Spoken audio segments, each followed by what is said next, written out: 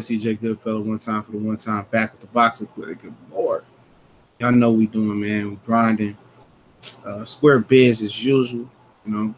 And came up on an interesting article just searching on just searching, you know, checked out ESPN. I usually don't really check out their articles from on their website. And I had an article about Mikey Garcia.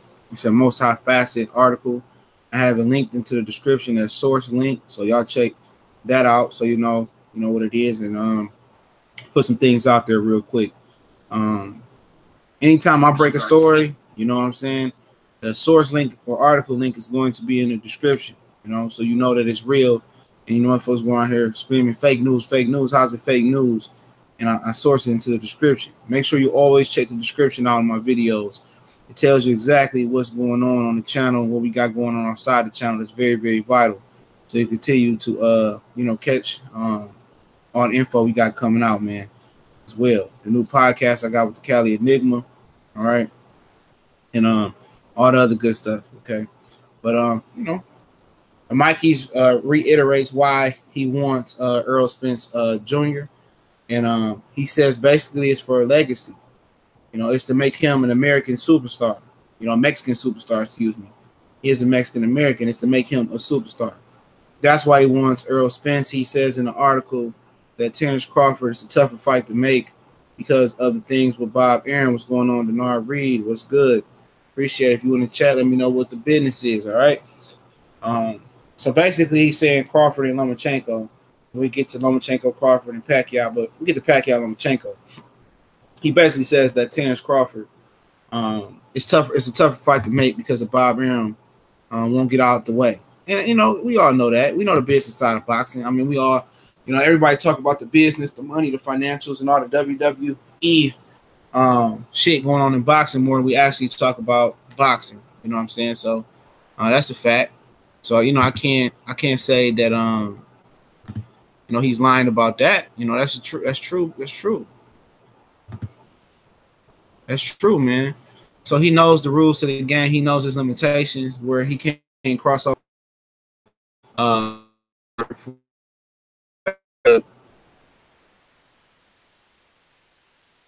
same manager. And I'll be gunning for Errol Spence next. You know what's going on, Chill and Alexander? I haven't even gave you a wrench, brother. You deserve it. You know what's going on with Curtis Anderson. But yeah, man, he goes on to say that he want to fight Errol because, you know, he feel that Errol can make him a star. And that's an interesting comment, you know, because you got people here, you know, saying Lomachenko and Usyk are these big pound-for-pound fighters. And a part of being a pound-for-pound fighter is popularity. Come on. What's the point of you being a pound-for-pound fighter and nobody knows who the hell you are? That's a huge part of being a pound-for-pound fighter. You know what I'm saying? The P don't only stand for pound and pound. It really stands for popularity. That's why the pound-for-pound list was created. Let me school you guys. The pound-for-pound list was created because once upon a time, nobody gave a fuck about the smaller weight classes like that, all right? You know, once upon a time, heavyweights dominated the headlines. Like, seriously, that's the only thing people really wanted to watch was the heavyweight fights. Because a lot of people say the little man didn't hurt himself. So they made the pound-for-pound list to popularize the smaller weight classes under heavyweight, you know, to get them the notoriety. That's what that list was created, to compete with the heavyweights on popularity-wise, to bring awareness to the smaller weight classes and what they got going on right now. You know, that's exactly what the pound-for-pound list is for. It's to bring notoriety to the smaller weight classes. And it's part of the list is being popular.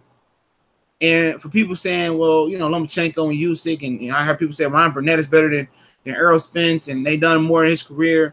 At the end of the day, for Mikey Garcia to identify Errol Spence as being the guy that's going to cross a Mexican over to the casual public, that speaks volumes about, you know what they believe about Errol Spence. You know, they see where it's going with Errol Spence. You know what I'm saying? Mikey's had a relationship with Jerry Jones and the Dallas Cowboys before Errol Spence has formed this relationship. Every year, the Dallas Cowboys travel to Oxnard, California to start their training camp. Shout out to the NFL tomorrow and today, and most times this week, most of the veterans report to camp. So if you're still interested in the NFL, I got some NFL talk coming, man, some videos coming. Slow motion though on that. Slow motion on that. All right. But what's going on, Emmanuel? But Mikey had a relationship with the Cowboys. They come to Oxnard every year to train for camp. You know, he see Errol Spence now getting in good with Jerry Jones, and the Cowboys getting behind him. He fighting in Texas. He trains out of Oxnard where they do their training camp at. He see where Errol Spence going, man. See, a lot of people, I'm gonna tell you this, man. A lot of, you know, you say, why that girl with him? You know what I'm saying? Or you say, why that guy with him? She ain't that pretty, she ain't that cute, or you know, he could do better, or why she with him? He a bum, you know. Yeah, you might not see a Picasso. A Picasso is not always gonna be there, you know, in the beginning. You know, when you actually get intimate and you gotta perform a relationship with somebody, or you attracted somebody, you know what I'm saying? Sometimes you attracted somebody off of the other traits. Some people don't mentally think on this level, man. You know, they just think about the ass and the titties, and that's what I get crazy baby mamas who can't read, that's retarded and shit, and house is nasty. You know, some guys, you know, you get to a level as a man, you know, which ain't a lot of men around here. It's a lot of beta males, all right? You know, and women, real women, not these little girls with thoughts, they can see the potential. They can see where a guy's going or a girl is going, a woman is going. They can see what you can't see. They see things and qualities and traits and potential in people that other people can't see, and that's what makes, you know, human nature so good. And I make that correlation or that connection or that parallel with Earl and Mikey, not on sexual relationship type shit. What up, Mark Blake? Not on that type of tip. You make it on this type of tip that he sees that Errol Spence is about to blow. He sees Errol Spence is bubbling. He see the pot about to get ready to start boiling over for Errol Spence. He knows where Errol Spence is going. You know what I'm saying? He know that Earl is a name in the state of Texas. He know he fights in Texas. He knows that, you know, with him aligning with the Cowboys, that's his gateway to get the Cowboy Stadium and get the Dallas Cowboys behind him. You know, as funny as it sounds, Mikey Garcia turned pro in 2006. You know, he turned pro in 2006. Errol Spence turned pro in 2012. Crawford turned pro in 2008, I believe. All right. Mikey Garcia needs a guy. He's been pro for almost 12 years. All right. He's been pro for 12 years. You telling me he needs a guy, and Errol Spence, a black guy, which they say black fighters don't sell, black fighters are boring, black fighters are the most ridiculed and the most discredited, you know, fighters of all. You know, and I don't know if it's just the usual square business that we always dominate the sport for the most part, and people get tired of the norm where it's not a really great white fighter out there anymore, whatever the reason may be. But it speaks volumes. A guy that had one of the greatest promoters of all time in Bob Arum, who spawned Oscar De La Hoya, one of the biggest pay-per-view stars, who worked with Muhammad Ali, who worked with Sugar Ray Leonard, I believe, who spawned the biggest pay-per-view star of Floyd Mayweather. All right, Mikey Garcia, who's worked with that type of promoter, needs to go and reach out to a guy that's only been pro for 6 years compared to half the time he's been pro. He needs to go reach out and use Errol Spence as a stepping stone to get notoriety. That's crazy, bro. That's crazy, man. That's super crazy. This man needs to reach out to Errol Spence, a guy that's been pro for only 6 years. You've been pro for 12 years. You need Errol Spence to make you a star. You know, look at that, man. He needs Errol Spence to make him a star, a black fighter. In a generation where they tell you black fighters don't sell, they don't get the support, Mikey Garcia sees what Errol Spence is on. That's why it's worth the risk. And for Errol Spence, like Keishel Alexander, I don't like this fight for Spence. He gets nothing for it. This could be like Triple G and Brook. It could be. It's nothing. It's nowhere to go but down for Errol Spence in this fight. You're right. Because if he don't do what he's supposed to do, but it could be a blessing in disguise for Errol Spence as well, Alexander. And I say that because, you know, what if Mikey has some type of success like Kell Brook did versus Triple G? It's going to make people more braver to get in there and fight Errol Spence. It's going to make a Danny more braver. It's going to make a Sean more braver. It's going to make Keith Thurman more braver to get in there and tumble with him. So on the flip side, but for Triple G, even though Triple G was 30-something, 34, 35 years old when he fought Kell Brook, he was already on the down slope. No matter if you fight 1,000 bums, when you taking blows up top of the head, that every blow is a closer blow to you being retired or falling out your prime. But unfortunately for Mikey Garcia, Errol Spence ain't no old fighter. He don't have no miles on him. He started boxing late. And this ain't no old fighter. This ain't no guy that's gonna overlook you. You know what I'm saying? This is a guy that trained like a fucking demon, a fucking beast for Carlos Ocampo. He trained like an animal for Carlos Ocampo, bro. Look how what in shape he was, ripped up he was. He didn't take that shit lightly. And you think he gonna take Mikey lightly if he didn't take Carlos Ocampo lightly? See, Mikey Garcia sees Errol Spence as a come up, man. Make sure I smash that like button. He sees him as the ultimate come up. You know, he said, you know what, man? You know, I can't get Crawford. You know what I'm saying? Crawford moved too much anyway. I don't want Crawford. You know what I'm saying? Lomachenko, he ain't really got no buzz in the U.S. You know what I'm saying? So I'm not going to compromise with Bob Brown, which I'll talk about that part in a minute. The article is in the description, man. First link in there, source link. You know, what's going on, Lowland Profit? So he said, you know what? You know, Errol Spence, you know, he don't look nothing. He just comes towards you, and he just looks regular. You know, he's not a slick black fighter. He don't look the fastest. He don't punch the hardest. He just come towards you, and I think I can box and move, and I think I can outbox that guy. That's what he said. You know, I sparred with Madonna. You know what's going on, Marlo's Corner? What's up, Jeffrey Lopez? I sparred with this guy and that guy. Make sure you go subscribe to the homie Marlo's Corner, man. I'm sorry I missed y'all shit last night, man. My dog got sick, and then me and Callie was doing a podcast, and my dog, he ain't shit in the house for like 6 months, and he got sick and shit, eating berries, doing dumb shit that dogs do. So I had to make sure him definitely catch the next boxing trivia, all right? Make sure I hit that like button, all right? What's up, DJ7 as well, all right? But yeah, man, but like I said, he thinks Errol Spence is a textbook fighter. There's no special effects, and to the naked eye, if you don't really watch Errol Spence and break his film down, I thought the same thing. But once you look at what he does well, and once you hear the rumors of what he does well, and he actually can box and move and be slick and be defensive, I mean, he gonna be in there for a rude awakening. You know what I'm saying? Not only if Errol fights the way he fight, okay, we know he might get blitzed out of there. You know, we know that he might get around the ring. But if it comes down to it, and he can compete and show angles and box well at 147, he gonna be surprised that if it turns into a boxing match, all right, that Errol Spence can outbox him too. And most people won't believe that. You know, and that's the thing about what's up, Body Snatcher, bro? How the Drew League coming, family? I ain't heard from you in a minute. I'm at my Facebook. I switched over to Facebook Creator, and I ain't been getting my messages, so I finally checked them last night, man. So I haven't been checking my Facebook messages because they haven't been notifying me since I switched over to Facebook Creator. So yeah, if you message me, man, I ain't been getting them, man. So I'm gonna check them, you know, every once in a while. But shout out to Vince. He got hoop skills. He met up with Fred. You should have played Fred. Hey, Vince, you should have played Fred one-on-one, bro. Fred claimed he played like D2 or D3 ball. You know, you should have dunked on his ass. Just talking shit, man. Shout out to Barbershop Conversation, man. It's a good brother right there, man. But yeah, man. But yeah, he said Vince says Mikey's a textbook fighter as well. Yeah, he's a real I mean, like textbook as well as pertaining to Errol Spence.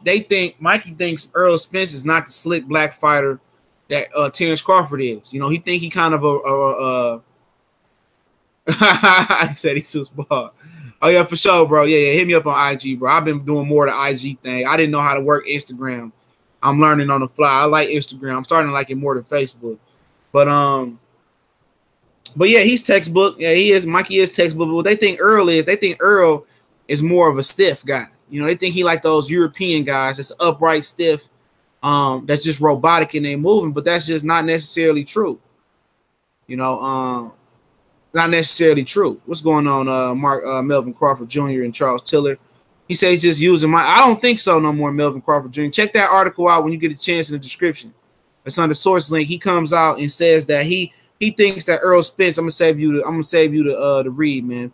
He thinks that Errol Spence can transition him into a superstar.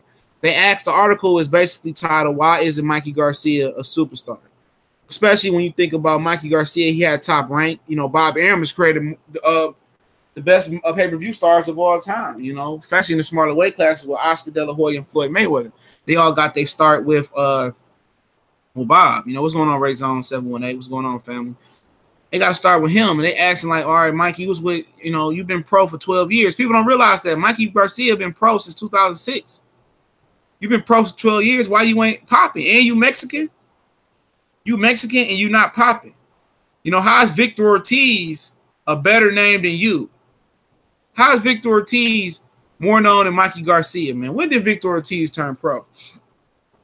Yeah, he says it's better than Facebook. He's not slick because he hasn't had to show it. He will dog walk Mikey. Exactly. And I have multiple people that's been in Errol Spence's training camp that's telling me that, like, bro, like, the dude is slick. Ask Ness. If y'all get an opportunity, Ness from the Boxing Voice, ask Ness about what he's seeing in Errol Spence's camp, and does he have defense or not. Don't take my word for it. I have people that was there.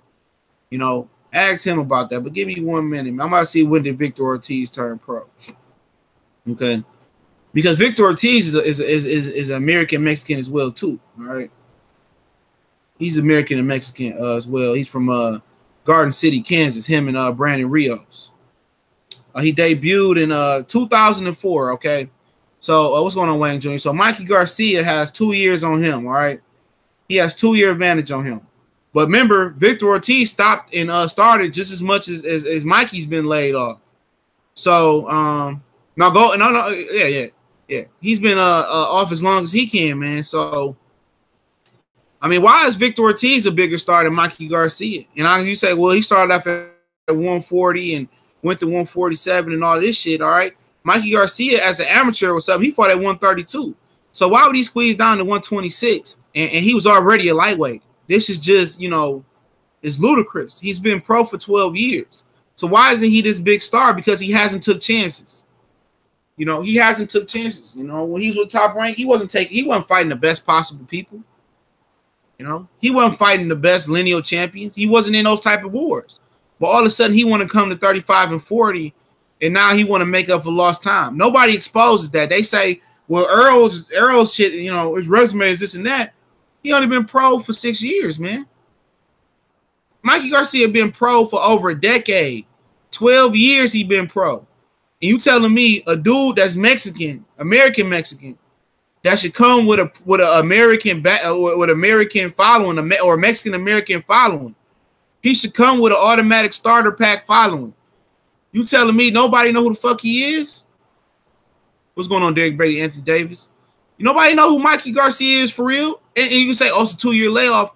Even when he was fighting, he been pro for 12 years. Don't nobody know who he is. What's going on, Mike Biggs Boxing in the building? I caught your live stream a little bit, man. I be catching a lot of you guys live stream. I just like it. I don't really be commenting like that sometimes. I be just listening while I'm on the go. You know how it is, man. Or I'm doing something. But shout out to Mike Biggs Boxing, man, as well. And CB Sports TV, I don't see him, and he was on there with Mike Biggs yesterday. But what's going on, Cody Woe?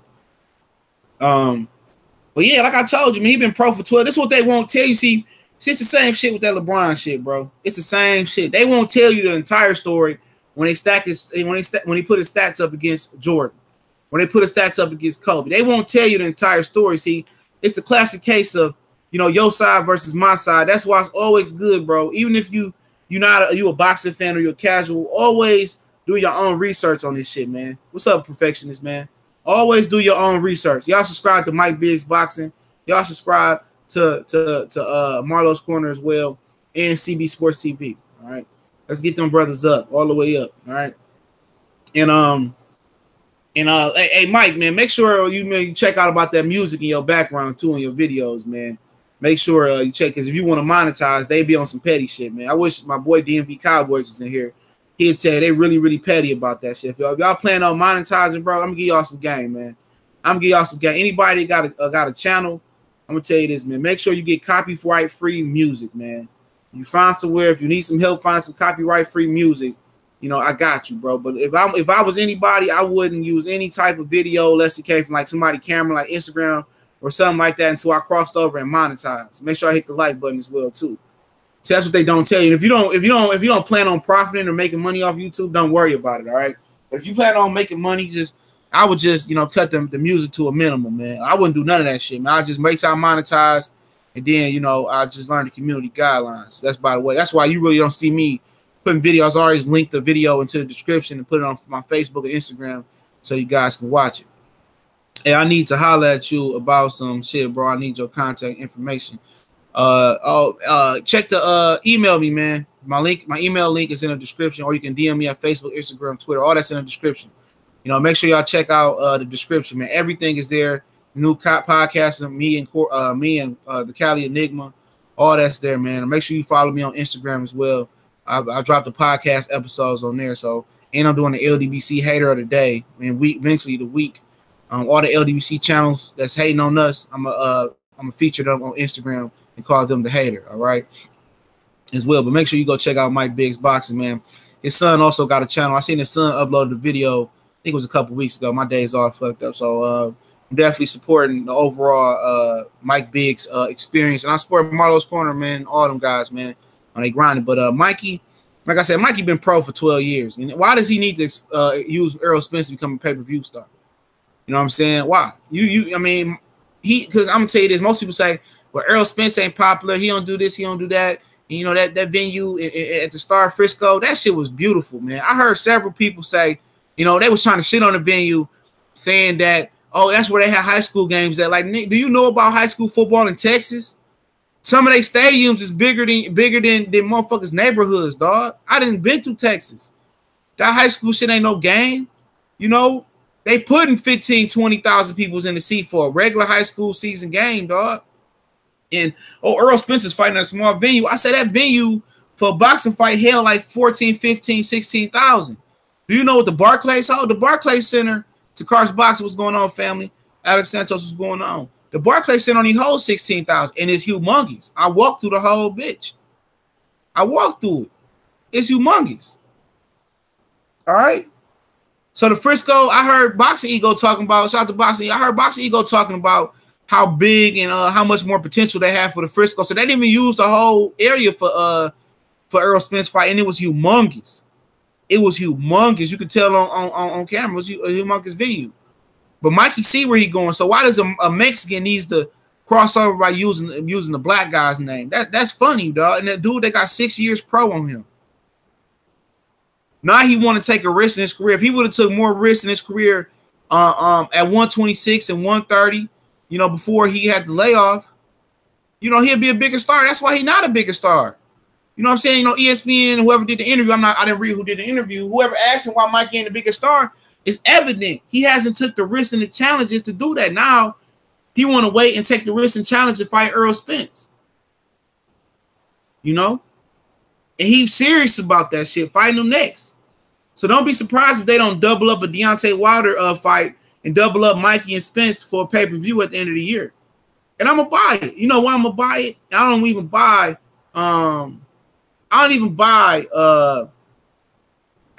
fucking pay-per-views no more, man. You know, I'm only gonna buy this pay-per-view to support, you know, great boxing. It's been, you know, Showtime has put on a great boxing event, and I'm going to buy it because that's me giving back to them. Not only do I pay $13, $14 a month for Showtime, but that's me giving back to them for having great boxing. Now, if ESPN did the same thing and they was giving us great boxing consistently, I would do the same thing, all right? It doesn't matter who's running the show. What's going on, White Fight Fan TV? Mikey Garcia better not overlook Easter Jr. That's an excellent point as well. But it seems that way. They doing an interview. The interview was a small portion about Easter, and it was more. And the link is in the description of ESPN. You know what's going on? Native Black Faculty Boxing. He said, "What's up, CJ? Shout out to the LDBC. Great show and great content. Appreciate it, my brother." Fred Thomas, I ain't see you sliding the bill. What's going on, family? I was there. The shit was beautiful, man. They hating, man, put about 14, 15,000 people in there. Yeah, that's what I heard. I heard they had potential for more as well, but like I said about Mikey, man, like he's just, like I said, when I said this, man, and I have been waffling about this shit because he's been all over the place about fighting Errol Spence, but I said this from the beginning.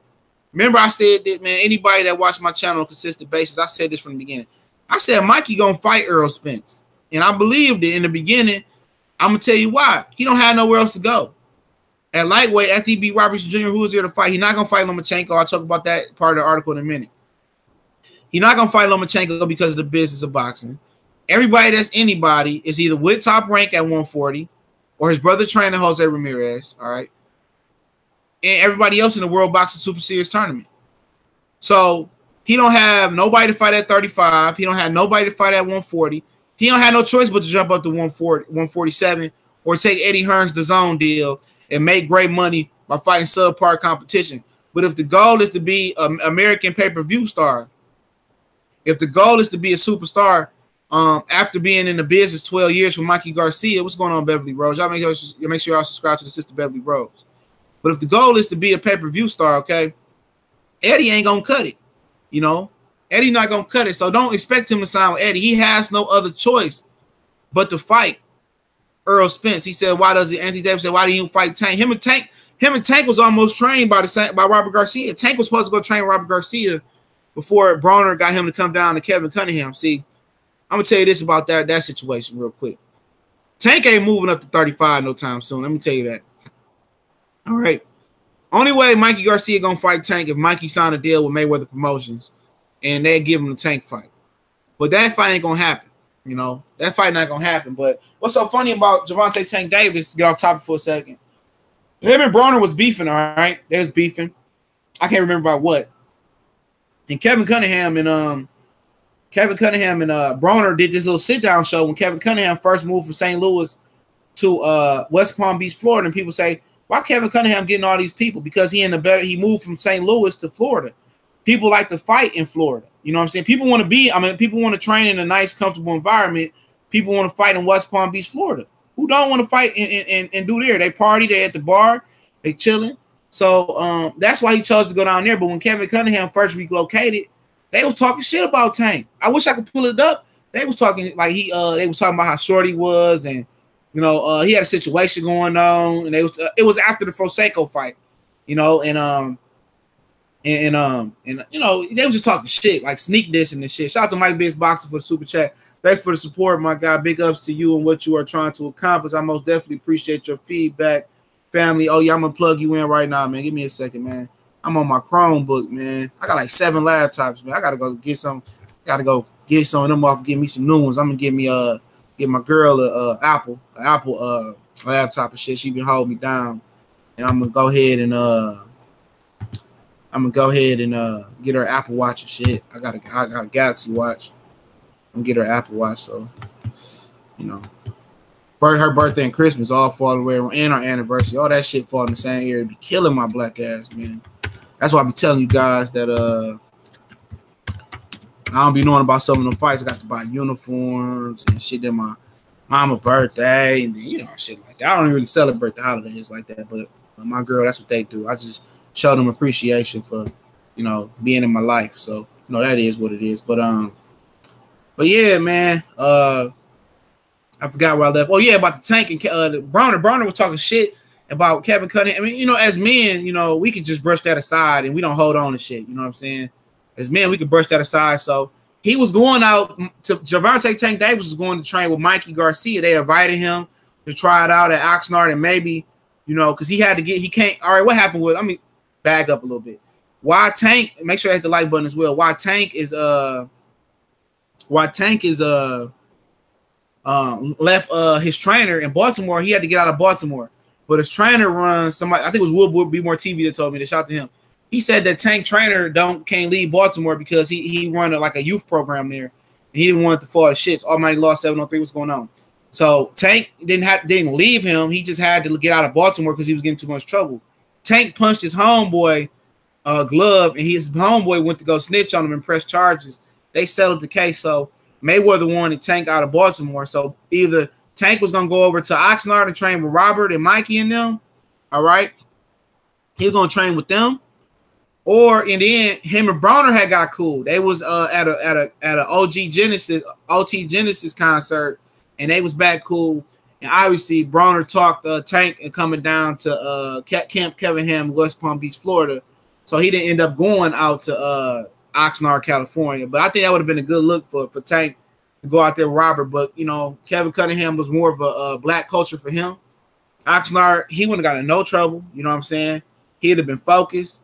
And Kevin Cunningham had him looking good. So, you know, whatever works for him. But, yeah, they're supposed to actually train together. And it seems like Gervonta Tank Davis reaches out for Mikey for some type of advice sometimes. So I think it's more of a brotherhood there. You know what I'm saying with that. But yeah, man, Mikey, man. Like he said, he wanted to fight Errol Spence to become a pay-per-view star, American star. And that's crazy that this dude is Mexican and Mexican-American. He been pro for 12 years and don't nobody know who the hell he is. More people, I'm going to tell you this. More people know who Errol Spence is right now in America than they know who Mikey Garcia is. That's a fact. And if you don't believe that's a fact, all right, what's going on, underrated darkness? What's going on, family? If you don't believe that's a fact, all right, tell you this. Why does Mikey Garcia, why does Mikey want to fight Errol? He said Errol is going to make him an American superstar, fighting Errol Spence, moving up in weight and all of that. So at the end of the day, that's telling you right there, Mikey needs Errol to become a star. Errol is more popular than Mikey. Errol got something that Mikey won't. He wants that relationship with the Cowboys and AT&T Stadium, Jerry World. He wants that relationship. He wants what Spence got. He's serious about it, dog. And I told y'all the reason he's serious about it, he don't have nobody else to fight. Now, if I'm Mikey personally, if I'm Mikey, I'm going after the Danny and Sean. If Danny Garcia beat Sean, I'm going after him.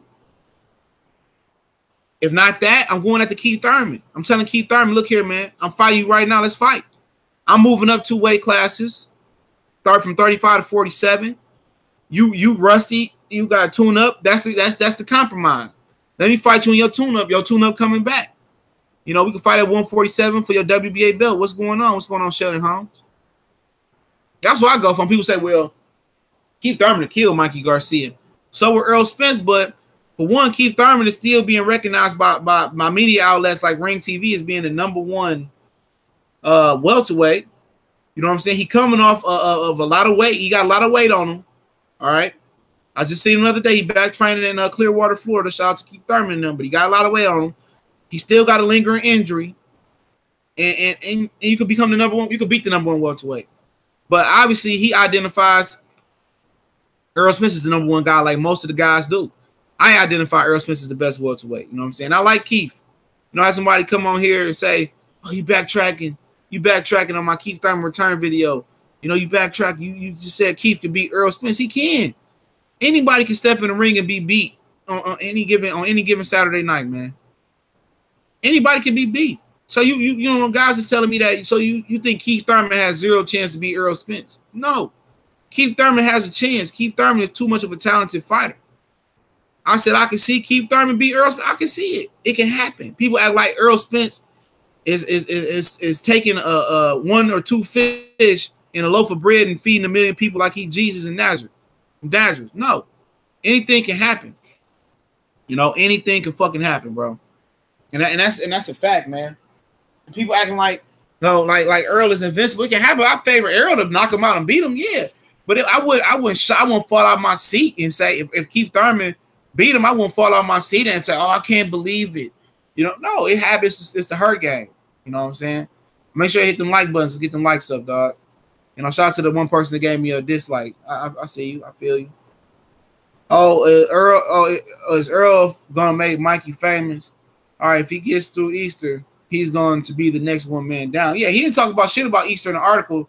The article link in the description, but he spoke a little bit about it. But yeah, he could be overlooking Easter, and I see why. I see why. Go look at Robert Easter Jr., man. Matter of fact, look at the Javier Fortuna fight, man. That's the only fight you need to look at.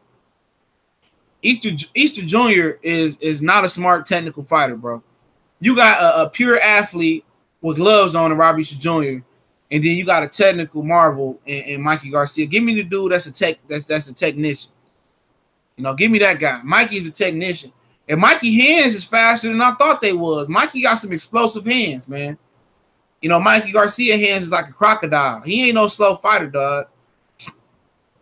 And he got good feet. He got some explosive hands as far as, more than I thought. They ain't no fucking Amir Khan or no Mildred Taylor type hands, but he got some good hand speed. And the thing about Robert Easter Jr., he moving in front, he moves straight forward, he moves straight back. He don't step over. You know what I'm saying? He don't shoot the left hook, or shoot the check left hook and step over and make your opponent have to reset and turn the reset. He don't do that. Robert Jr. comes straight down the pipe, back straight up with his chin down. When I say with his chin down and his whole body down, that's not a good thing for a tall fighter. Hands down, chin down. He bent over at the waist. Just watch his fights, man. Just watch his fight. The shit is crazy, bro. Watch his fights. The dude will he look at how Tommy Hearn fought tall. Robert Easter Jr. will spread his base give a wide base, giving up his height, bend down to fight his opponent, and then he will punch, and he'd come back, he'd bring his hands back, drop his hands down, and Fortuna would tag him. You know, Fortuna would tag him, man. Would tag his ass easily. You know, and that's because he moved in a straight line, and he moved back in a straight line, bent down, easy to hit, instead of being upright, where Fortuna has to punch up to get you with the high guard. And another thing, he puts the Floyd Mayweather shoulder roll on.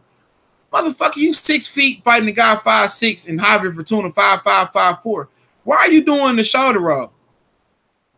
Why you need to have a high guard up, bro? A high guard. The chances is in a high guard, dudes is gonna have to loop around your high guard to try to punch and punch up. But the dude don't use no angles, dog. He ain't gonna have to move like Fortuna. He not gonna have to. Go back and watch that type. Mikey Garcia, Robert Easter Jr. has no discipline. You know, no technique. He gonna bend over and give up his height. He gonna bend over. Mikey is gonna shoot the jab. He gonna shoot the jab. He gonna shoot the 1-2 straight down the pipe. Then he gonna loop the left hand, the straight right. Well, he gonna loop the right hand around. He gonna put a left hook to the body, a left hook to the head. That's what he gonna do. He ain't explosive as Fortuna, unpredictable. But Robert Easter Jr., you gotta watch the fight, dog. He don't use no angles. He don't use angles, dog.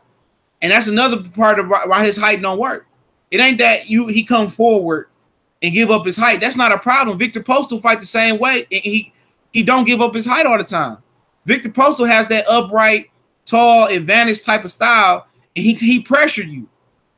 You know, but Victor Postal don't give up his height that easy. Robert Easter Jr. will cop a squat, bend down to your height, and he want to fight. He want to rumble in the jungle with you.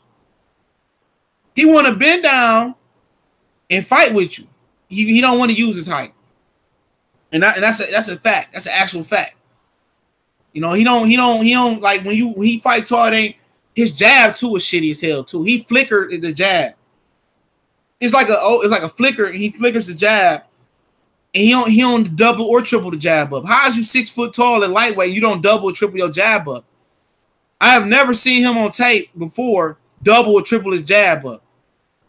And then when he jab, he comes straight down the middle. It's not jab and step over and make him reset and then put the right hand when they got to reset. It ain't a double jab, you know, step over again and then shoot another jab to keep him off balance. It ain't a jab, right hand. It ain't a jab, right hand, smother, or jab, right hand, step over and make him reset. You know, he don't have none of the tricks to the trade. Like, legitimately, you have to take this motherfucker out for about a year. Like I said about Broner a couple years ago, and rebuild his fundamentals and have mimic fights. You know, have fights that mimic a fight and see if he really, when a fire get burned on his ass, can he still stick to his guns? It's just so many things that Robert Easter Jr. do bad that I can't blame Mikey Garcia for not giving a hell. I mean, like, Mikey, like, this gonna be easy money. You know, that's how he looking at it, and I don't blame him. When you look at the tape, it's a lot of things that Kevin Cunningham has to reteach him. The jab is terrible. The shoulder roll is terrible. He don't use angles. If he just twists to a high guard, brought his base in, and jabbed and had a better jab and used angles, he could win a fight. But he don't do that, bro. He got a good little lead check hook. He got a good, nice little check hook. But when he throw it, he don't pivot. He don't do a full pivot to turn his opponent. He throw the check hook and he sit down there with you. After you throw the check hook, you supposed to pivot off. That's what makes it a check hook. You throw it and you turn him off of it. You know what I'm saying? No, he just throw a lead hook. And he sit right there with you, give him an opportunity to go ahead and throw your straight punch down the middle. I'm just saying, man, like, they got a lot to catch up on. Let's get to the chat. Underrated Darkness, Body Snatcher Vince Camper. He said, shout out to Vince. D. Will, I saw his workout in Florida with Kevin Cunningham. Bunny doing Mayweather shoe shine drills. Wrong answer. Exactly. Ain't nobody at lightweight should be shoe shining shit, bro. Hell, not even to the head. Everything should be 1-2s and 2-3s and just one like short, long combinations. You know what I'm saying? Rangy combinations. Man, he terrible, man. Terrible. Same thing I said about Corrales versus Mikey Brother. What happened then? It was Aaron Stinson, Derek Bailey. That's why I wish Bunny had at least 2 more fights with Kevin Hunter before this fight. Man, you know what I wish, bro? I wish that motherfucker had Emmanuel Stewart, man. White Fight Fan TV. Hopefully with his new trainer, Easter, will make the adjustment. The Fight Fan TV, get that shit from Black Fight Fan TV. Is that the alter ego? Is that the Jamil and Jamal effect? Because Jamil is the angry twin. Jamal, people don't pay attention. Jamal is more laid back. Body Snatcher says, I don't feel like Fortuna exposed anything. I just saw flaws in Bunny before the Fortuna fight. That's I agree. And Mikey pussy ass didn't want to fight him until he saw the Fortuna fight. That's true. That's true. You know what I'm saying? That's definitely true. I think he had a lot of respect for Easter Jr. speed and power. And you see what Fortuna did to him. But you got to remember, Fortuna didn't make weight. And there might be a chance that Mikey might not make weight. Don't forget that. Mikey has missed weight in the past. All right? He has missed weight in the past. So that's true. If Robert bounced on his feet the way Munguia and Usyk do, they could call him the Easter Bunny. Right. He do fight a lot of flat-footed, but that shouldn't be a problem. And another thing, man, I was telling somebody, Mikey don't cut the ring off good as well neither. He can close the distance, but he was letting Broner go out the right, the left, the side, the back door. Mikey don't cut the ring off that good neither. Okay, White Fight Fan TV is a parody of Black Fight Fan TV. I figured that. So I had to think about it for a minute. Like, well, White Fight. Okay. He ain't said nothing disrespectful, so I ain't gonna boot him. All I know, I got 100 on Mikey. What, you gonna bring back $1 return? He said the Easter Bunny. Yeah, that shit was funny, man. He don't have to bounce. He just got to jab and move. But also, man, I'm get to the part to the other article, man, about Lomachenko and Pacquiao. All right, man, I'm hungry than a motherfucker. He's like, eat. Let me see where I had this article at. 1 second. Oh yeah, I closed it out. Fuck. Let me go find it real quick. But I explain real talk about the article. Mikey said about Lomachenko, man. I'm trying to see where I had this article at, man. He said basically he ain't gonna bow down to Bob Arum to make a Lomachenko fight. That's exactly what he said. He said, I'm not gonna bow down to Lomachenko. You know, he's down to Bob Arum. He said, why do I gotta go to ESPN to fight Lomachenko? Why you can't come over here? And Lomachenko has come to Showtime to fight what's old boy name? Gary Russell. Lomachenko, that was on Showtime. It was a purse bid. Mark Kriegel wrote this article. All right, he did this interview. You know, he said, all right, here we go right here, man. All right.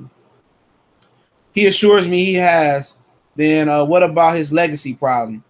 Errol Spence, he said, I really want to fight because everyone says it's too much, it's too risky. That's exactly why I want to do it. That's a guy who could put me on top as far as the best fighter in the world. All right.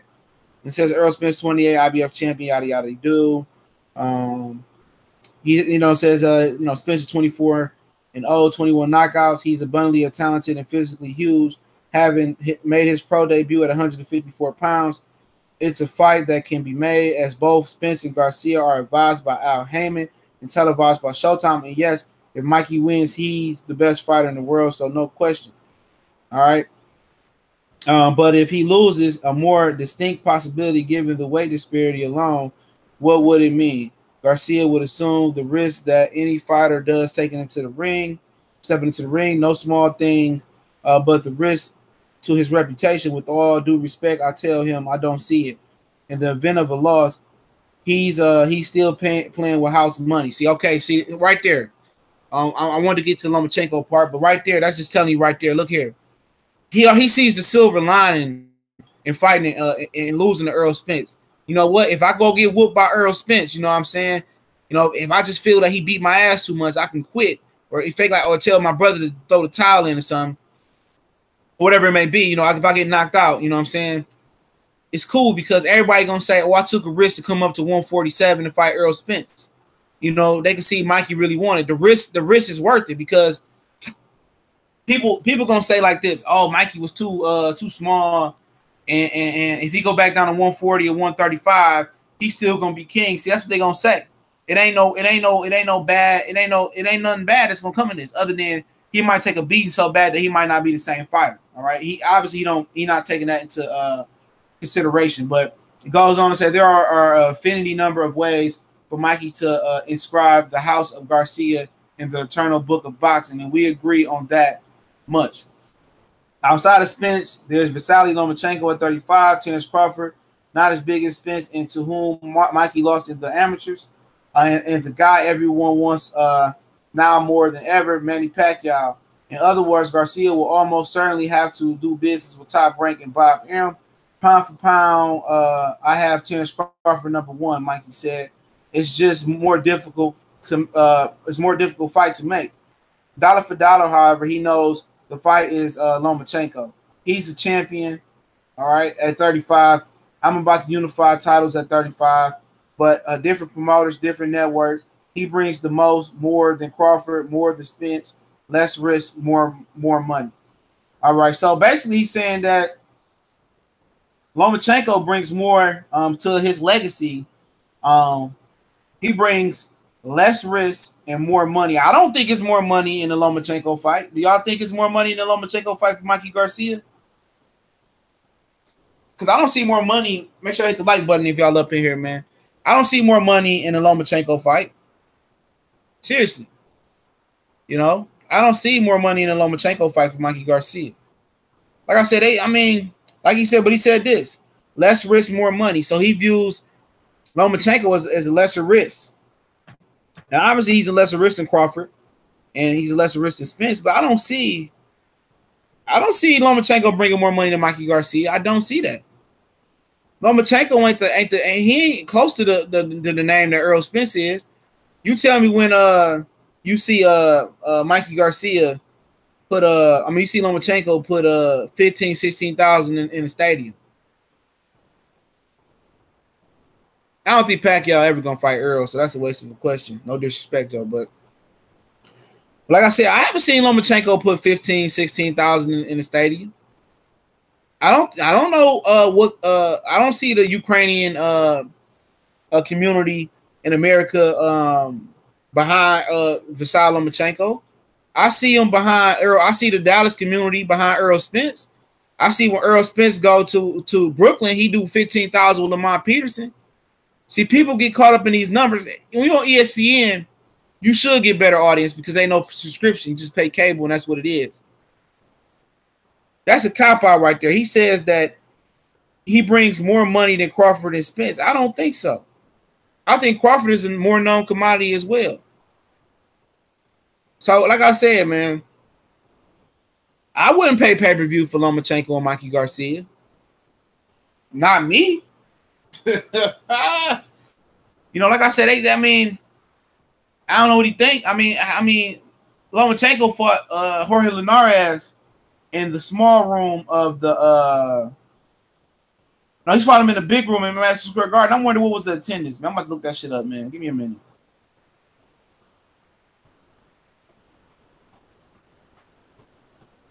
One minute.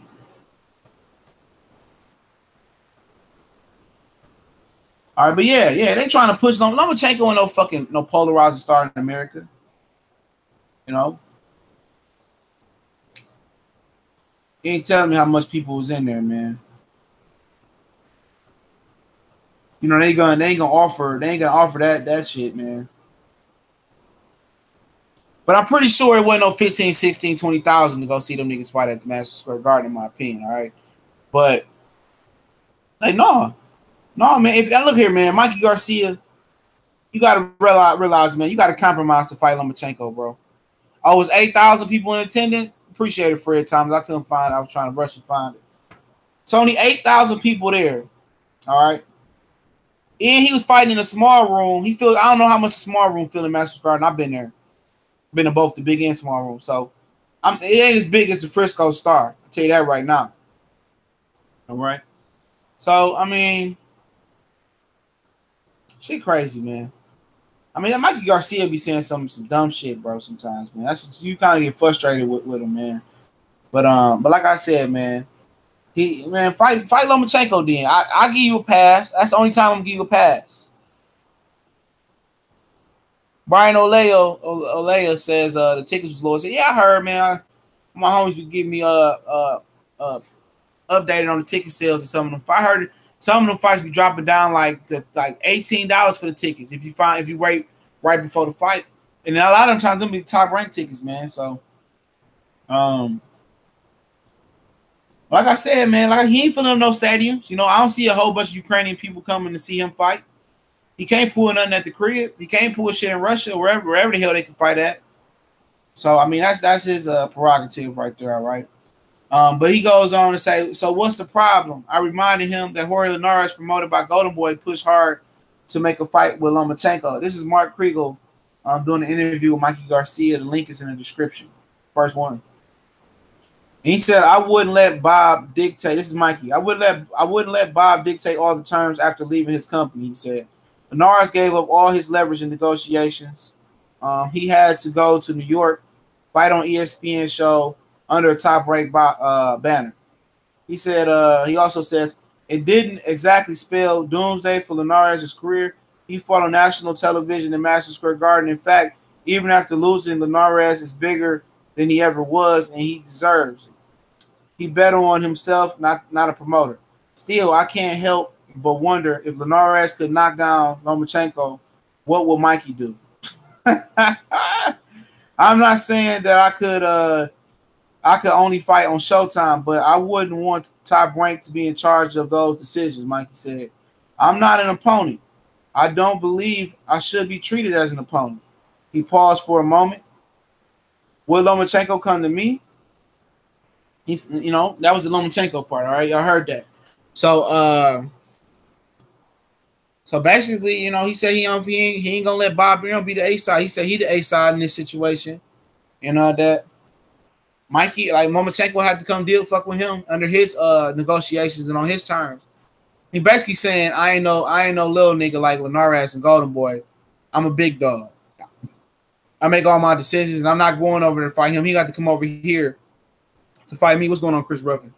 So, I mean, at the end of the day, you know, that's his stance right there, but he need to compromise in those situations because I'm going to tell you this. He need to compromise because of this, man.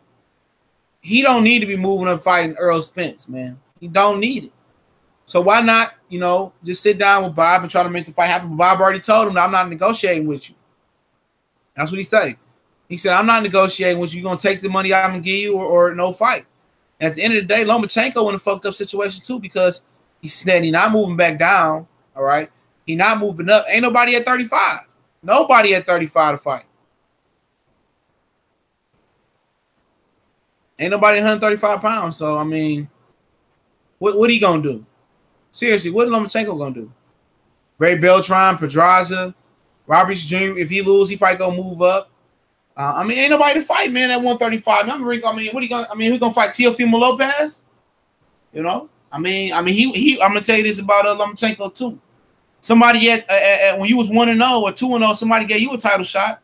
So I mean, why not continue the legacy and get Teofimo Lopez a shot? You know, Teofimo Lopez, I believe he sparred with him and Ricky Diallo. I think he said way back when. So that's the fight you might see next year: Teofimo Lopez versus Lomachenko. You got your Yvonne Mendy. He beat Luke Campbell. You got Luke Campbell, Jorge Linares, Richard Kami, Javier Fortuna, who just moved up to 140. I don't see him moving back down. Anthony Corella, a whole bunch of people I don't know. Henry Lundy, Hank Lundy, Jose Pedraza, Ryan Martin. He in a 140-pound tournament. Teofimo Lopez, Francis Bartholomew. He at 142 now. I don't know if he moved back down. Linares, I'm just trying to go through the 35 list. You know, George Cambosa, he's a while away. We did a spotlight. Who got next on him? I got to start that up tonight again as well. You got a couple I got to do, all right? And that's it. That's it. And the dude that Omar Figueroa went to war with, Aquawa, whatever that guy's name is, and Ray Beltran, ain't nobody there. You know what's going on, CB Sports TV? Ain't nobody there.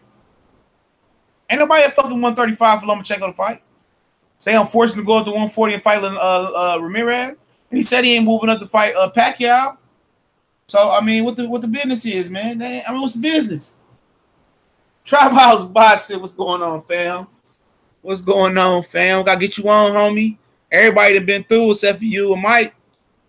You know, everybody been through. CB been through. Always Cali Enigma. We basically got a little tag team going, me and Cali.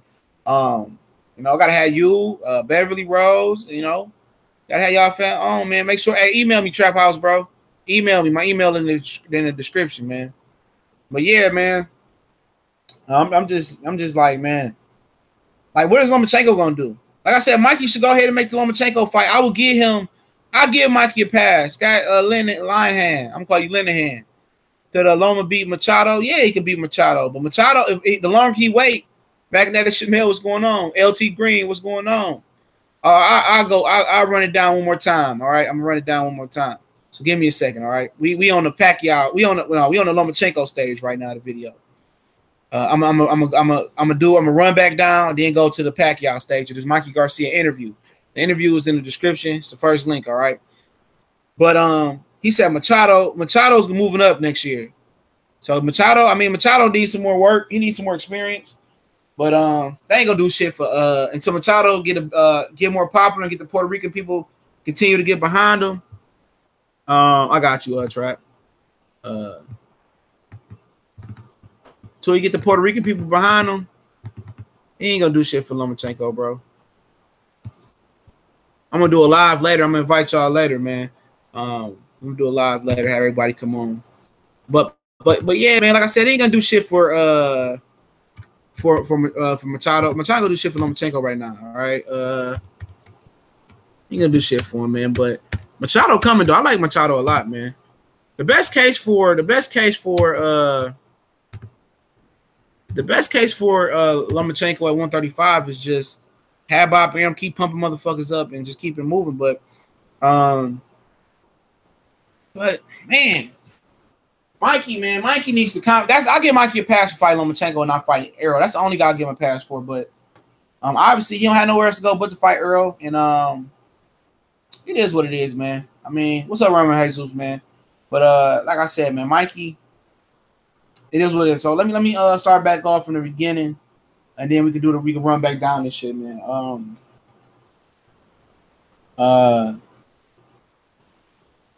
One sec, I'm texting.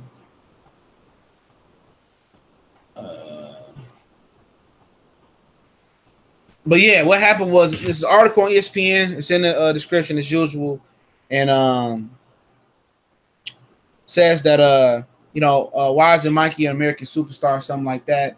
And Mikey says that he's fighting Errol Spence to become a superstar. That's what he said. He said he's fighting Errol Spence because that's gonna make him a superstar. And I go back in history saying that how has Mikey Garcia been pro for over a decade? He's been pro since 2006, 12 years. And people are putting Mikey above Errol on the pound for pound list. And I basically said, they put Lomachenko and all these guys up there. But the part of being a pound for pound list is being popular. The pound for pound list was created, all right? It was created for the little guy to get notoriety because the heavyweights dominated boxing. It dominated boxing, okay? They straight dominated boxing. They dominated the headlines. They had all the classical fights, all right? So they create the pound for pound list for the smaller weight classes to get notoriety and get that popularity. Okay, so we talked about that, but like I said, why does a guy that's been pro for 12 years need a guy that's been pro for 6 years in Errol Spence? Why did he need Errol Spence to become a superstar or to get notoriety? You had the greatest promoter in Bob Arum, by these dudes' boxing standards. He created two of the biggest pay-per-view stars in the lower weight class and two of the biggest pay-per-view stars of all time. And Oscar De La Hoya and Floyd Mayweather both got their stars off of Bob Arum. So how do you go to Bob Arum and you be with Bob Arum all this time? All right, you with Bob Arum all this time, and you don't pop. Even though before the 2-year layoff, Mikey Garcia started boxing as an amateur. He ended his amateur career at 132, squeezed down to 126 and 130. And didn't have no popularity because he didn't take no risks. They really didn't take no risks. Yeah, they did. Yeah, that's true, Trap. Like I said, they charted it through Sugar Ray Robinson. Yeah, because all they cared about the big fellas. And on him and oh boy was continuing to move up and shit. But it was to bring notoriety for guys like that. You know what I'm saying? To make them popular because, you know, the small guys didn't dominate boxing back then. The big heavyweights did. But with Mikey, like I was saying, man, he had he been pro and had all these good people around him. He didn't take no risk in his career, man. Orlando Salido, Rocky Martinez, Juan Lopez getting beat by Orlando Salido. He fought him after that. You know, why does he need Errol Spence? A guy that's only been started boxing late. A guy that people say not popular. People say who can't put people in the stands. People say Errol Spence is you know, Mikey's better pound for pound. Where is Mikey better than pound for pound than Errol Spence? His best win is Adrian Broner. You know what I'm saying? Errol Spence has been pro, but half the time Mikey been pro, 6 years almost. So why does Mikey feel the need to exploit Errol Spence's name? You know, why does it the need to do that? Why do you need Errol Spence? Why do you need this guy? Errol Spence, when people don't want to give him credit, people say he a bum. People say he ain't that good. People say he ain't a pound for pound fighter. When Kovalev, Triple G, Lomachenko, Usyk is, people claim to say nobody know who he is. Don't nobody know who Usyk, Lomachenko is, Golovkin. Nobody know who they is for real. For Golovkin to be 36 years old, he ain't got no notoriety. Ain't nobody gonna stop their day when somebody say, "Oh, Lomachenko, Golovkin going into the Hall of Fame." I don't care. It ain't the same saying when Floyd going to the Hall of Fame or Pacquiao going to, or even Cotto going to the Hall of Fame. Then it ain't even when Tim Bradley going to the Hall of Fame. That's not the reaction you're gonna have if they force Triple G in the Hall of Fame. Shit, I think Tiragani name ring bills in the Hall of Fame harder than Triple G shit did. You know what I'm saying? Anybody gonna stop their day to see that shit? These motherfuckers ain't popular. You know, and they fans is vicariously living their great white hope dreams through them, but won't even buy Kovalev pay-per-view versus Andre Ward. Didn't buy Danny Jacobs versus Triple G. Didn't buy Triple G versus David Lemieux. He did both under 200,000 pay-per-view buys. You know what I'm saying? Seriously, man. Didn't move up in weight. Now he want to move up and fight James DeGale when James DeGale dropped his belt. It is what it is. I have a feeling Mikey knows something we don't know. He ain't got no choice. He don't know nothing. He don't have no choice. Mikey has no choice. I'm gonna tell you this. Who is Mikey Garcia gonna fight next? I'm gonna kind of sandwich the beginning of this video in. Mikey Garcia not fighting Lomachenko next. Let's get that together. We just read that part of the article. You know, he ain't trying to deal with Bob Arum. He wanted to bring the fight to Showtime and be on his terms because he feel he the A side. There's nobody else at 35 he can fight. Everybody at 140 is either with Top Rank, which he ain't fucking with, or his brother trained Jose Ramirez, he with Top Rank anyway, or in the World Box Super Series tournament. He not moving down to 130. So who does Mikey Garcia fight? He not gonna fight the winner of Sean Porter, Danny Garcia. Don't sound like he don't want to fight. He called Keith Thurman out before, but Keith Thurman is tuning up. I don't know why Keith Thurman wouldn't take Mikey as a tune up. I would tune up and make that big money, but hey, Keith Thurman got a pot belly right now for a boxer. You know, it ain't like our pot belly, but he got a little belly on him. All right. So he want to use Errol Spence. Errol Spence got Texas on lock. You know what I'm saying? He got Texas on lock. He want to be a household name. He won what Errol Spence got, and that's a relationship with the Dallas Cowboys. Mikey Garcia had tried to form a relationship with the Dallas Cowboys. Every year, they go out to Oxnard where Robert Garcia Boxing Academy at. They have a training camp there. Mikey Garcia go there and play with the fellas, but guess what? He see this black kid from DeSoto, Texas, rubbing shoulders with Jerry Jones and Jerry getting behind him and getting ready for him to fight in Dallas Cowboy Stadium. Oh, you can't have no 6-year career pro in Errol Spence Jr. You can't have a 6-year career pro going and doing American Airlines Arena where the Mavericks play, then potentially doing Dallas Cowboy Stadium and put motherfuckers in the seats when you've been pro for 12 years. Texas got a large Hispanic population. You know, you ain't fighting at the Alamo Dome. You fought Lippias at another spot. So you got a black guy in Texas that's sewing Texas up when historically Texas has been sold up by Mexican fighters and Mexican-American fighters. You can't have that. So he already see where that Errol Spence train is going. He want to be a part of that ride. Because he feels like if he can win, all right, he going to take all that notoriety, all what Errol Spence got. The relationship with Jerry Jones and AT&T Stadium. He think he going to sew up all sides of Texas. He going to be able to use Texas and fight in Texas. No, and also he know, and this is the one thing that we glossed over. He knows that if he makes it the full 12 rounds, which I don't believe gonna happen, but he knows that Texas favored Mexican fighters. That's Mexico, you know, and it was Mexico for until they stole it, but that's another conversation. He knows if he can survive and just act like he won in a fight or look like he won in a fight, guess what? He can get the decision in Texas. There's been so many atrocious decisions in Texas. Pernell and Chavez Sr. is one of them. Canelo and Trout, people think that was a heinous decision as well too. So he playing his eyes. He get it in Texas. They know they're gonna favor him. You see the Javier Fortuna fight with Granados. You see what happened in that fight. Fortuna got deducted 2 or 3 points in one round, bro. 2 or 3 points in one round. That's why he faked the injury, because he already knew they was going pro Mexican Adrian Granados. No matter if you from Chicago, Mexican, as long as you Mexican heritage, Texas gonna ride with you. So he got that ace card riding with him too, man. That's why he feels so confident. You know? What's going on, Famous Athletics in the building? Hey. Yeah, check out my boy Famous Athletics, man. He got the dopest intro. You know what I'm saying? You know, him and Junior Troop got some of the best technology. Clear microphones, all that shit, man. My boy, he spit them bars too, man. Like I said, I play a song every day he sent me, man. For sure. Support your own, man. Support your own, man. Don't go out here supporting these other motherfuckers. Let's stay in our community and stay in our network first before we go out and support other people. I think Lara and Canelo was in Vegas, family. That might have been in Texas too. I could be wrong. I think that might have been in Vegas. I could be wrong. But yeah, that motherfucker always get the benefit of the Mexicans always get the benefit of the doubt, man.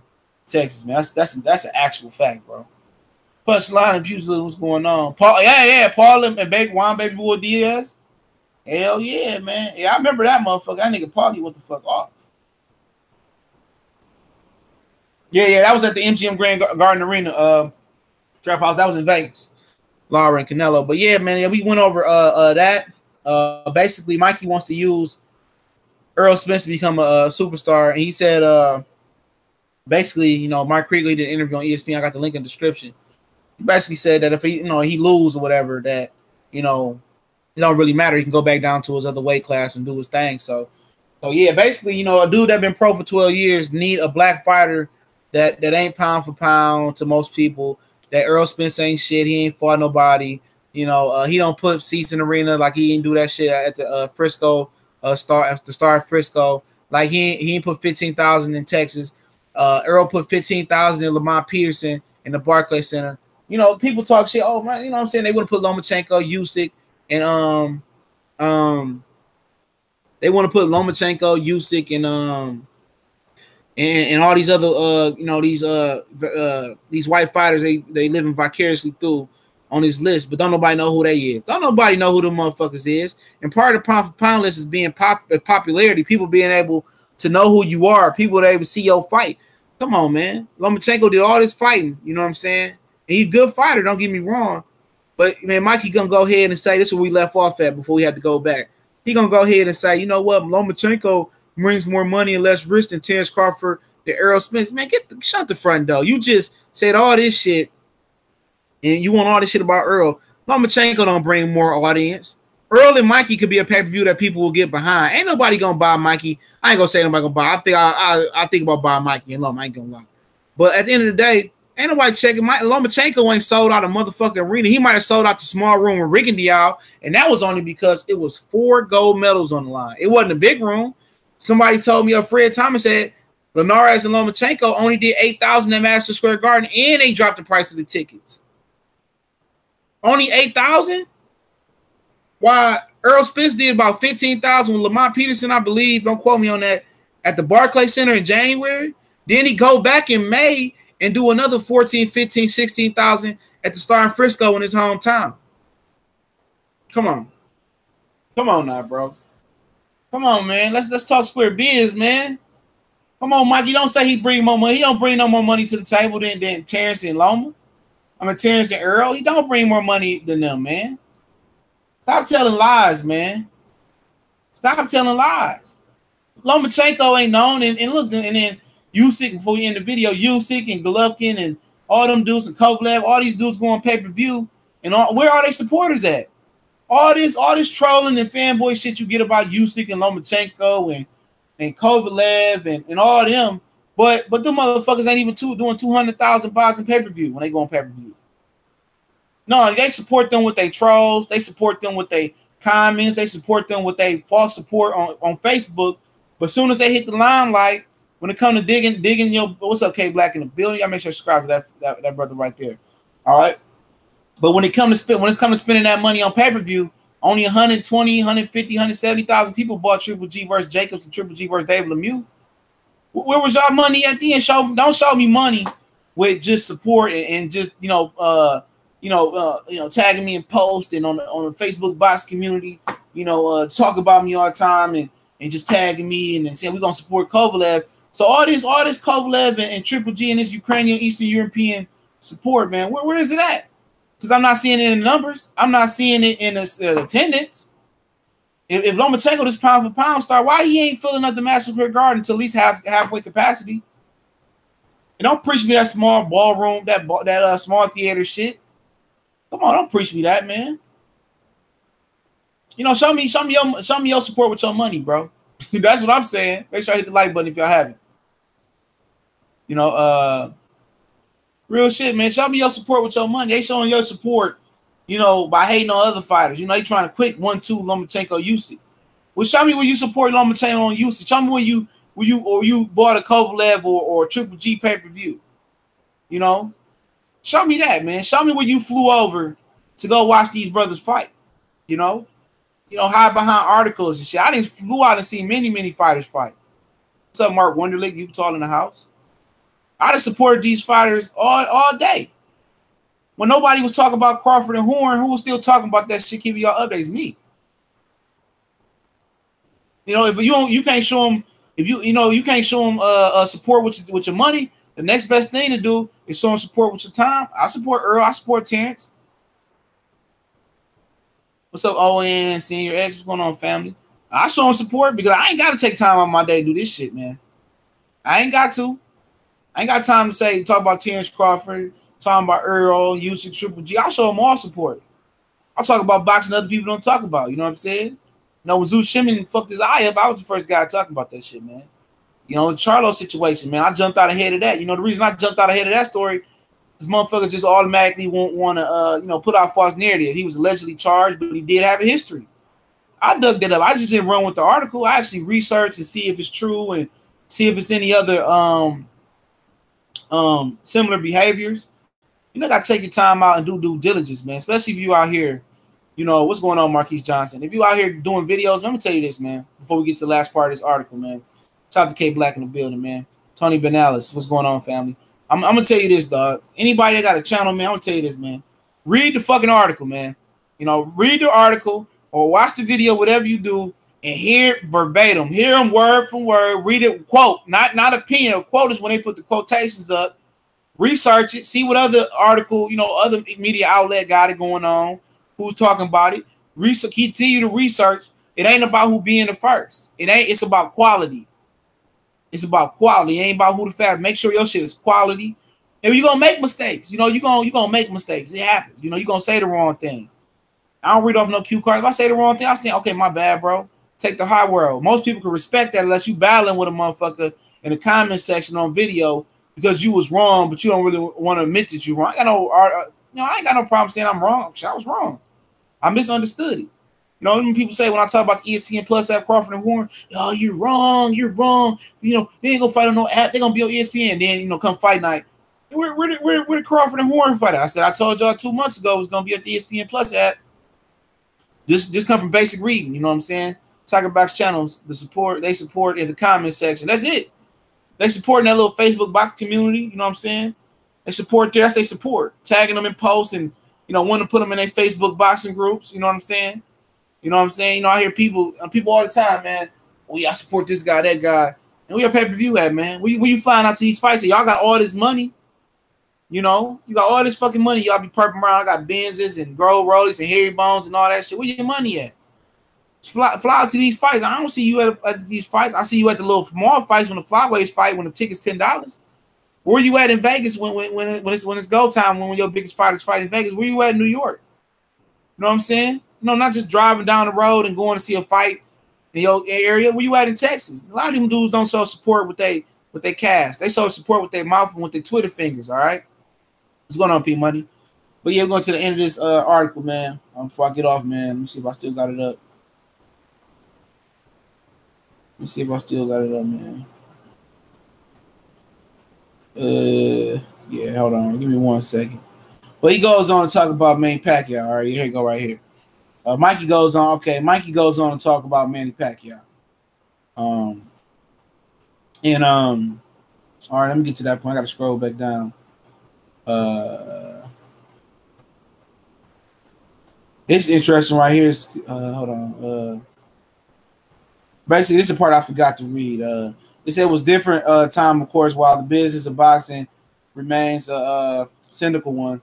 The logistics were simpler then. The promotional interests and corresponding networks weren't segregated as they are now. No one emphasizes this present conundrum more than Mikey Garcia, who lost 2.5 years of his prime and about $1 million of his own money in a lawsuit with his former promoter, Top Rank. So, yeah, he said he lost $1 million.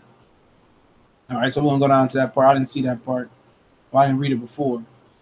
So it's just like, he didn't lose $1 million, Top Rank. He lost $1 million to legal fees. That's what they're saying, basically. Read between the lines. All right, he goes to Pacquiao. I'm trying to find that spot. Goes to Pacquiao. All right, coming off his first knockout in almost a decade, Pacquiao was guaranteed a pay-per-view. Problem is Pacquiao's MP Promotions was barely managed to pull off the Lucas Matisse fight 2 weeks ago. Needed Bob Arum's people and ESPN for American distribution. Once again, you're talking Top Rank. Then there's the matter of Pacquiao and his IRS problem and shit like that. All right. So they asking Mikey Garcia about Pacquiao. All right. They say that Pacquiao had to be saved by Bob Arum for the TV deal. I'm not gonna get into that. All right, because I don't have that time right now. But they did. Mark Kriegel's doing his interview. The interview link is in the description. It's just I'm reading it. It's an article. He said, "Would you fight in Malaysia? Would you fight in Malaysia?" I asked. It's Mark Kriegel asking Mikey. Would he fight and Mikey says, would he fight in Mexico? Mikey, or I guess that's what he said. Mikey paused again, wondering perhaps how this all sounds. I don't have a problem traveling, he says. We can meet in Dubai. Dubai? Now there's a thought. Mikey's come a long way from Oxnard. I wonder if Eduardo Garcia could have envisioned something this wonderful, quantifying his American dream as a percentage of a pay-per-view recipient. A graph that charts dollars and buys against the risks and rewards. I asked Mikey who his father wants him to fight.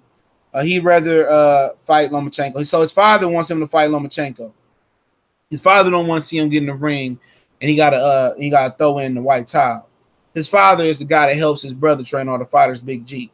His father won Lomachenko. So at the end of the day, his father said, if Mikey didn't knock out Lomachenko, what's going on, Clipper Game? He said as his father, Harry Ferguson, what's going on? JR, the Super Dog, what's going on? His father says that, if he didn't knock out Pacquiao by 9 rounds, it was a failure. So, basically, this is in another interview he said with Ellie Segbeck, whole ass. But yeah, they want, they don't want him to fight Errol Spence, but they understand the business of boxing, that Mikey gonna take it into his own hands. But he said he'd fight Pacquiao in Dubai, but he ain't going to Malaysia to fight Pacquiao. He ain't interested in fighting Pacquiao. Let me just say it that way. If it makes sense, it makes sense. But his eye ain't on Pacquiao. You know what I'm saying? Neither is Lomachenko. Lomachenko ain't worried about Pacquiao. Yeah, the white towel. That bitch coming out. They don't throw the towel in. They got cold words already. That towel coming out. The white towel. That's the towel that you wave the white flag with. He fight Errol Spence. Either you gonna quit or legitimately get knocked out. That white towel coming out, bro. But yeah, man, he ain't interested in fighting Lomachenko, man. I mean, Pacquiao. I ain't blaming him. What do you get from fighting Pacquiao now, man? You don't get shit from fighting Pacquiao. Big money. What's going on? You don't get shit from fighting Pacquiao right now. Y'all got any questions? I'll answer them right now. You might want to start this from the fucking beginning, but I'm going to do another live stream a little later, man. And also, oh, yeah, here you go right here, all right? Also, I got some news to talk about it. What up, Ronald Gomez, man? I got some news to talk about too, man. Y'all got some questions, I'll get to them, but Callum Smith and George Groves, the motherfuckers is fighting in Saudi Arabia or some shit like that. All right. The purse bid for Demetrius Andrade and Billy Joe Saunders is today at 6 p.m. Eastern Standard Time, 11 p.m. British Standard Time. So the purse bid for Andrade and Billy Joe Saunders is at 6 p.m. So you roughly about 3.5 hours out, I believe. Yeah, you roughly about 3.5 hours out. So it should get interesting. I know Eddie Hearn told Kid Gallagher that he was gonna win his purse bid versus some guy. But yeah, those are two things that's going on right now, man. Any questions and any questions y'all got, let me know. Also, it looks like Anthony Yarde is #1 in the WBO light heavyweight rankings. And he's Kovalev's mandatory in the WBO. He jumped frog Marcus Brown, so something to look at as well. Let me see.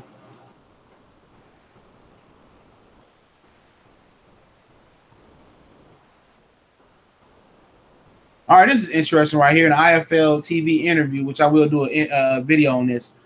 Eddie Hearn is going to try to sign Alexander Usyk to a long-term plan for eventually he wants him to put him in with Joshua, all right? So Eddie Hearn is trying to sign Usyk and eventually match him up with Joshua. But you know what that means? They're gonna try to use Usyk to fight Wilder and he's trying to counter what Wilder and Fury got coming on. You know what I'm saying? So I'm not sure that Kovalev gonna destroy Anthony Yarde. You know, I think Kovalev is a better fighter. All right, I'm not sure if Kovalev is back. And I'm gonna tell you this: Anthony Yarde can fight, bro. He can box. He just ain't a power. Anthony Yarde, he might turn out Kovalev power, dog. Especially if he get past the first half of the fight, he might turn his power. But Kovalev is a good fucking fighter, though. He got good leverage on his punches. But if you can speak some, if you can be slick and box a little bit, he can beat Kovalev. Kovalev ain't never beat nobody. He ain't never beat nobody. He beat a 50-year-old Bernard Hopkins. That's a fact. I would pick Kovalev just looking at it. But what I've been seeing from Anthony Yarde, I'm impressed. I would put Anthony Yarde in there with him, man. I changed my tune. Anthony Yarde can beat Kovalev, man. Oh, what up, Corey Lee Box? What's going on, man? I'm gonna do a big super live stream later on, man. You know, we just talking about Eddie Hearn is about to try to sign Alexander Usyk. It's right there here in Florida. Hold on. I'm trying to go back up. I know I missed some questions, man. Here we go. My bad. I told you guys I was gonna go back up, man. Give me okay. Angel 313 said he's fighting Errol for the money and recognition because he has no chance, no to small chance. Yeah, he fighting Errol because he want to be a star. He don't have no other route to go unless he bow down to Bobby and fight Lomachenko. There's nobody for him to fight. Mikey Garcia. Big money. Who you think wins out of Easter, bro? I mean, Mikey Garcia, man. Easy fight for Mikey, bro. Hopefully I'm wrong. Alex Santos, Callum Smith, and George Groves should have been in the UK. I agree. That means somebody got a backdoor deal from wherever the fuck they fighting at. So Andrade actually going to take the fight? No. You can pull out the purse bid. You can drop out. The purse bid can be won. You can drop out easy. He says right here in Florida, the purse bid. I think he's talking about Trap House.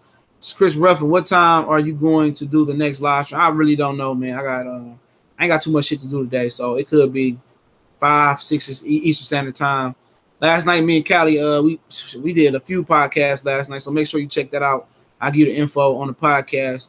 Then I had to go pick my girl up from work, and then we came back and did another one. I wasn't as vocal as I wanted to be on that. My dog, this motherfucker, keep going to some berry tree, eating the berries, and getting sick. So every time he do that shit, he throw up and he's shitting, and he throwing up, he's shitting. So he got to fast for the whole day. Shitted all on my kitchen floor. That's how I know he out of his fucking mind. He's sick. Because in his right mind, he wouldn't do no shit like that. I'll fuck his ass up. So yeah, he's sick. So I couldn't talk as much as I want to. I just smelled the shit. I'm tied up in the kitchen. I smelled the shit because we was eating. I'm like, oh, this nigga is shitting. Yo, CJ, someone is trying to violate your credibility. What you mean, Vinci? I don't care if somebody making videos about me. Probably Fig Newton. I don't really care, man. I don't really give a shit. Yeah, well, Corey Lee, JR, the super dog. Marlo's corner back in here. What did I miss? No, I just ran down. You ain't miss shit. I just ran down what I talked about in the beginning. Angel 313 yard not fighting nobody. He needs to step up. Yeah, I mean, he ain't had no amateur background. He can take as much time as he wants to. He only got 25, 26, so I ain't really mad about it. D Hodges, what's going on, family? Trap House, purse bid is here. Okay, the purse bid is in Florida. Should go, Eddie. I didn't know the purse bid was anonymous. To beat Kovalev, go to the body, extend the fight into later rounds. Exactly. Yeah, but Kovalev, that motherfucker can box, and he dangerous in the first rounds though. Kovalev can punch. Have you seen Real One YouTube channel? No, I don't even know who the fuck that is, dog. I mean, motherfuckers talking about me, and I don't even know who they is, bro. I don't give a fuck, man. Motherfuckers. I mean, it is what it is, man. They can say whatever they want to say. Anthony Yard is a Kovalev mandatory now. Yard gets knocked out right now by Kovalev. I'm not sure about he get knocked out. I'm sure. Who is Kovalev beating since he beat? Who have Kovalev beat his whole career? You know, Kovalev ain't beat nobody. Nathan Cleverly, and then old boy Isaac Chulumba, whatever his name is fighting Bivol this weekend. I'm trying to tell you, dog. Kovalev is just improving as anybody else out here. To be honest, he competed with Ward in the first fight, and that was his claim to fame. And then he got ran out the fucking ring in the first fight at the end. So I'm not sure that Marcus Brown or a Yard can't get Kovalev. I'm not 100% sure about that. Kovalev's best win is a 50-year-old Bernard Hopkins. Are you going on the same time as the Smoke City Mobcat? Oh no, I'm not going on the same time. I'll be before the Smoke City Mobcats or after it. Most likely before. Cool man said Andrade is a clown, bro. Yeah, man. I believed in that guy, man. It ain't simple to beat Kovalev, man. It ain't that simple to beat Kovalev. SOG struggled in the first fight. Yard should fight two-step. Yeah, he could. I mean, remember, man, what people don't know, Ward was injured in the first fight. Ward had an arm injury and a leg injury. Like I said, Ward was a guy coming up in weight. Remember, Ward was a guy that was off 2 or 3 years on and off. Yard is stronger than Ward. He punched harder than Ward. He ain't smart as Ward. He might headhunt. You might be right. But I think just off pure ability, Kovalev, man, I think Kovalev, Kovalev is going to the spiritual mountains. He trying to find God. He dancing. He doing bad. I'm trying to tell you, dog. I'm not 100% sure Kovalev is. I'm not sure 100% Kovalev is right, bro. It's back to what he was. Eddie Alvarez, I seen him fight one time, so I really can't. He just bored me when he fought on one of the undercards in Canada, so I can't really tell you, but I'm trying to tell you, dog, like Kovalev is right for the pick, and make sure you hit the like button if you ain't hit it yet. I think somebody get him. If they're gonna let Bivol get Kovalev, and that's the guy that you don't want to have all the belts, because Bivol gonna whoop some ass. You know what I'm saying? You know, Bivol is a good fighter. Too much hype. He'll talk about when we get on it live together. Like I said, I'm not hyping Yard up. I'm just telling you, dog. Like I thought about it about Marcus Brown too, when he was the mandatory. I'm like, man, Marcus Brown can get this guy. You know, especially if you go to the body. But like I said, Kovalev can punch like a mule, though. He can punch like a mule.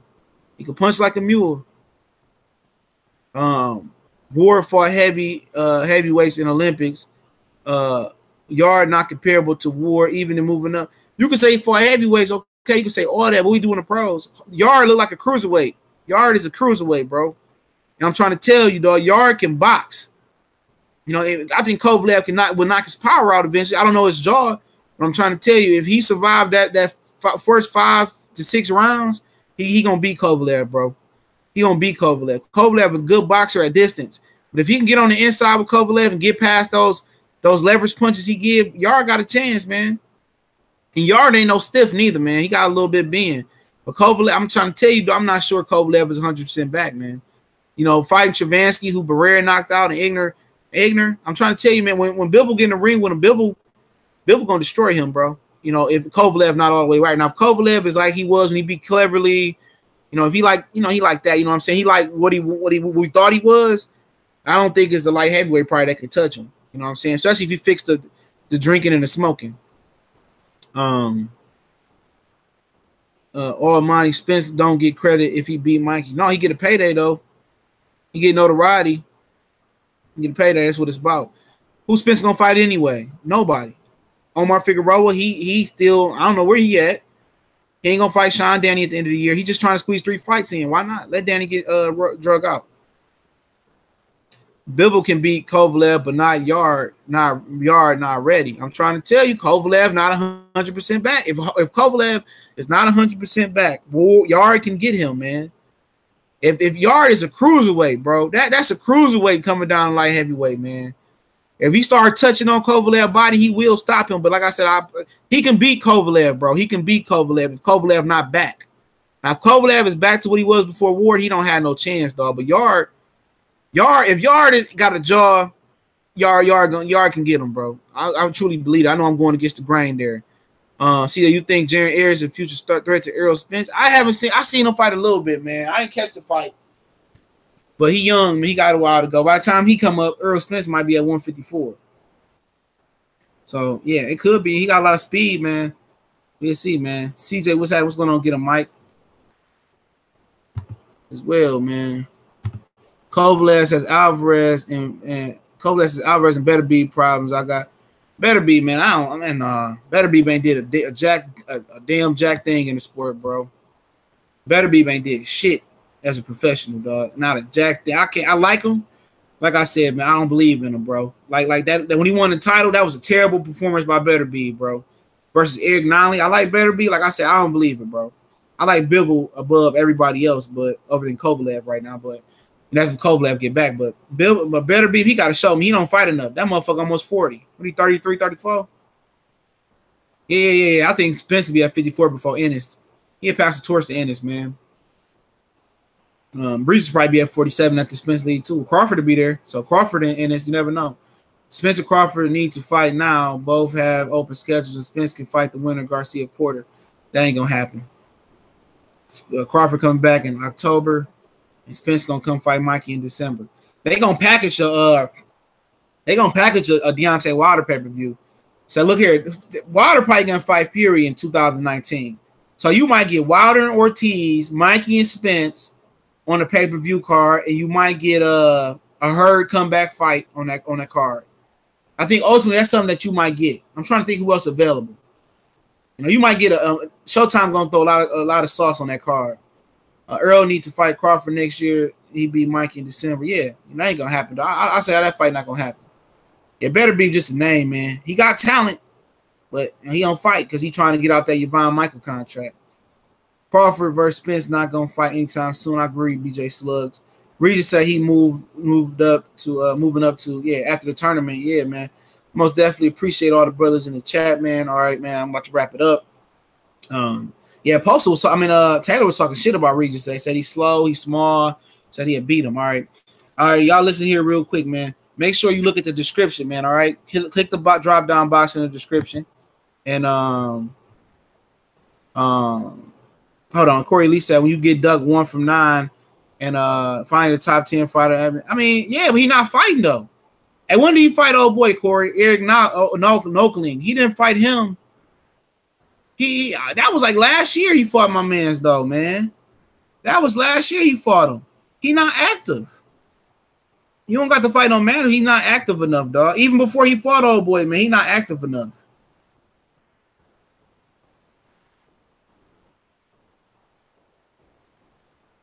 I'm trying to see real quick, man. Oh shit, I put that motherfucking name in. I'm saying last time Arthur Beterbiev fight real quick, man. All right. Yeah, it was what year we in? Oh, he fought in oh no, that's his fight. He fought last November. And before that, he fought 2 times in 2016. 2 times. He not active enough, bro. He not active enough. Man. He got to get active first before I can give him some props. But we'll see.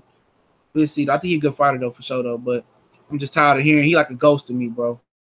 Callum Johnson, man. That's fuck Callum Johnson, man. I don't even know what the fuck that is, to be honest.